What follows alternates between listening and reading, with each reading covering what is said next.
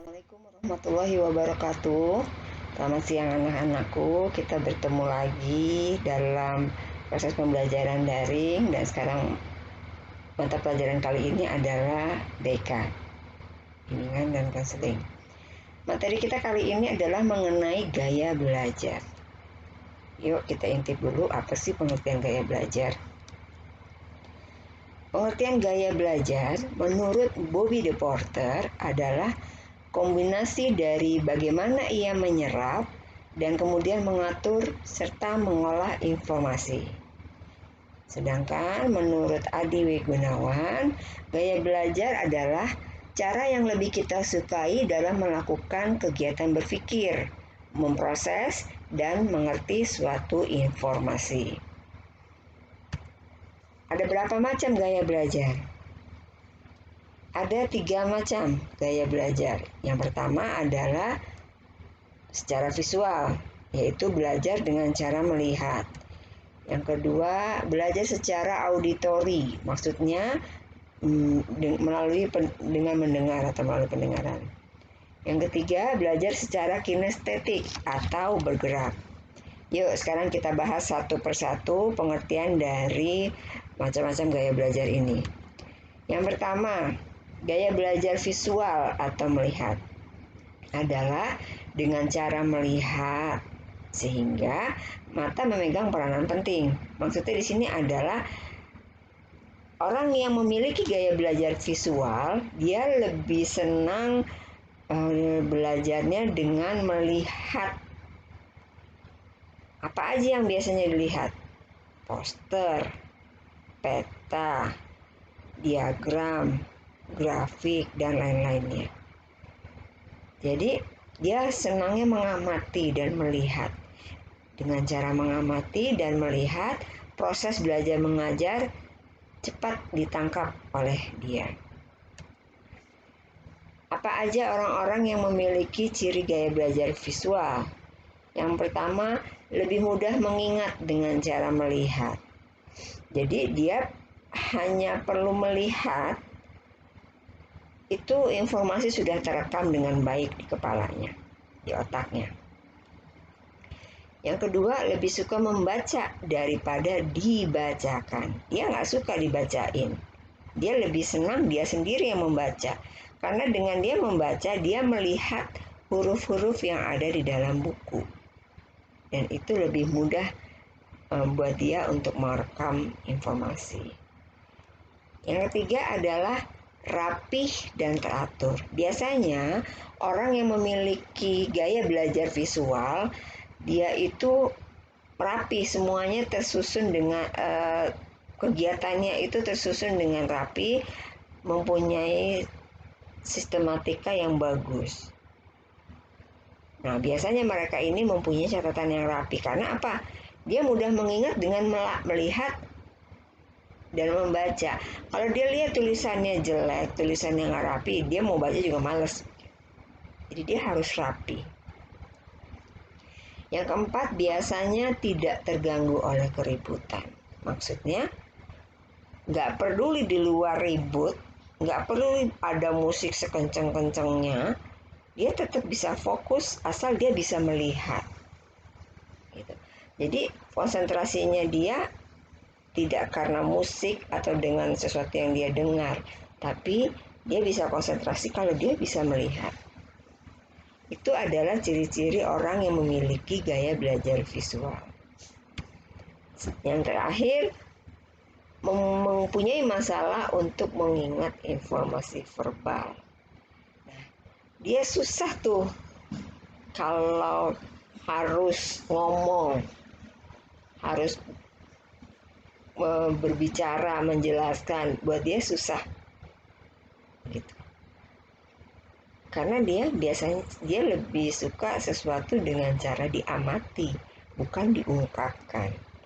Nah, ini adalah orang-orang yang memiliki gaya belajar visual. Yang kedua, lanjut dengan gaya belajar auditori. Tadi visual, sekarang auditori, yaitu dengan cara mendengar. Nah, makanya gaya belajarnya adalah melalui pendengaran atau telinga. Apa sih yang didengar? Macam-macam bentuknya, bisa ceramah atau diskusi atau dia mendengar berita di TV atau dengan kaset pembelajaran.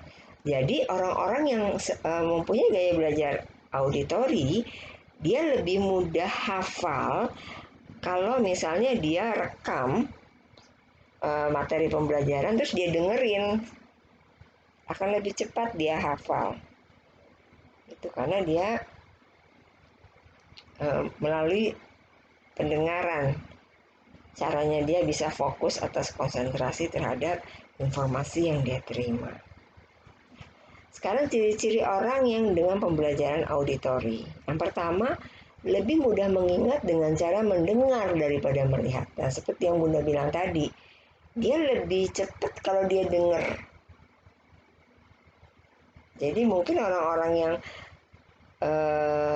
cepat menghafal musik atau cepat menghafal informasi yang dia dapat melalui pendengaran, akan lebih cepat dia mengingat apabila dia belajarnya dengan rekaman gitu. Jadi ada materi dia rekam aja, dia rekam terus dia dengerin deh.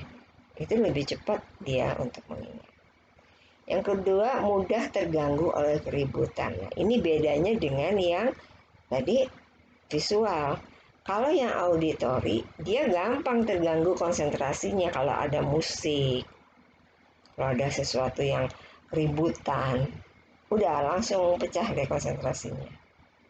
Jadi dia memang suasananya harus terkontrol, suasananya harus sepi.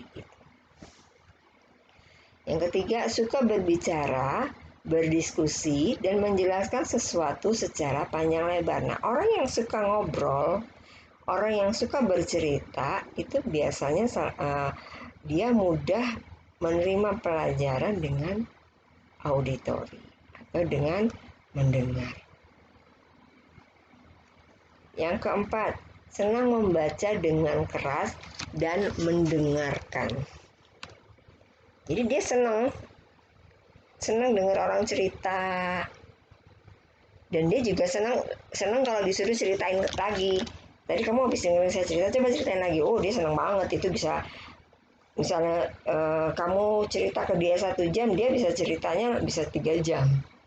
Lebih banyak kosakatanya. Karena memang dia senang ngobrol. Yang kelima, menyukai musik atau sesuatu yang bernada dan berirama. Ini kamu ya, mayoritas kalian itu memang senang musik. Tapi bedanya dengan orang yang pembelajarannya melalui auditori, dengan mendengarkan musik, dia lebih cepat menghafal. Kalau kalian kan rata-rata cuma senang dengar doang. Cuma sebenarnya sebagai untuk have fun aja gitu. Nggak apa-apa sih. Selama itu bagus juga untuk mengasah otak kalian sebenarnya musik itu. Otak mana yang diasah musik? Otak sebelah kanan. Ketiga, gaya belajar kinestetik, yaitu dengan cara bergerak. Kalian lihat, perhatikan gambarnya adalah seorang anak ini ya, contohnya yang sedang melakukan kegiatan di laboratorium. Nah, ini orang yang gaya belajarnya kinestetik, dia perlu mempraktekkan sesuatu. Dia perlu mencoba sesuatu, apa yang sudah dia dapat, dia perlu dia praktekkan supaya dia mudah menghafal. Nah, ini adalah ciri gaya orang yang memiliki gaya belajar kinestetik. Oke, kita belum baca ya. Jadi pengertiannya adalah gaya belajar yang senantiasa menggunakan dan memanfaatkan anggota gerak tubuhnya dalam proses belajar. Nah, makanya dia bisa senang belajar dengan cara mencoba, dipraktekin sama dia, cepat dihafalnya. Ciri-ciri orang yang memiliki gaya belajar kinestetik yang pertama adalah selalu berorientasi pada fisik dan banyak bergerak. Jadi nggak selalu orang yang banyak bergerak itu nggak pintar, enggak. Ada orang yang memang butuh untuk bergerak supaya dia bisa mempraktekkan informasi yang sudah dia terima dan membuat dia cepat menghafal. Yang kedua, berbicara dengan perlahan. Pelan-pelan ngomongnya, dia beda dengan yang tadi, auditori yang mendengar. Kalau orang yang belajar dengan auditori, dia senang ngobrol. Nah, kalau yang kinestetik, dia otomatis berbicaranya dengan perlahan karena kemampuan kosakata dia atau kemampuan verbalnya dia terbatas. Ngomongnya dia terbatas gitu deh, bahasa enaknya, bahasa gaul gampangnya. Yang ketiga, belajar melalui memanipulasi dan praktek. Yang tadi yang seperti Bunda bilang di awal, mereka senangnya praktek. Jadi mereka yang kinestetik ini, dia senang tuh perlombaan, ikut perlombaan, gitu-gitu dia senang. Karena dia menyukai kegiatan dalam permainan. Ketegangan dalam permainan. Yang keempat, tidak dapat duduk diam dalam waktu lama. Nah, orang awam biasanya taunya orang yang nggak bisa diam itu hiperaktif. Nah ini, nggak sembarangan orang bisa menilai bahwa dia hiperaktif atau tidak. Orang yang banyak bergerak belum tentu hiperaktif. Ada ukurannya, ada standarnya. Seberapa lama dia bisa duduk diam, itu bisa dikategorikan hiperaktif. Ada ukurannya. Jadi nggak semua orang yang nggak bisa diam itu dibilang hiperaktif. Ada orang yang memang dia butuh belajar dengan cara bergerak, makanya dia nggak bisa diem. Gitu. Yang terakhir, banyak menggunakan isyarat tubuh. Karena dia bergerak, dia kalau ngomong selalu dipraktekin. Misalnya ngomong A gitu, tangannya bergerak kemana-mana. Nah, itu adalah contoh orang yang gaya belajarnya kinestetik. Nah, dari ketiga gaya belajar yang sudah Bunda jelaskan tadi, coba kamu pikir-pikir, kamu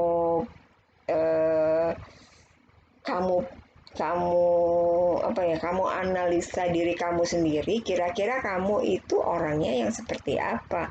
Apakah kamu seorang auditori?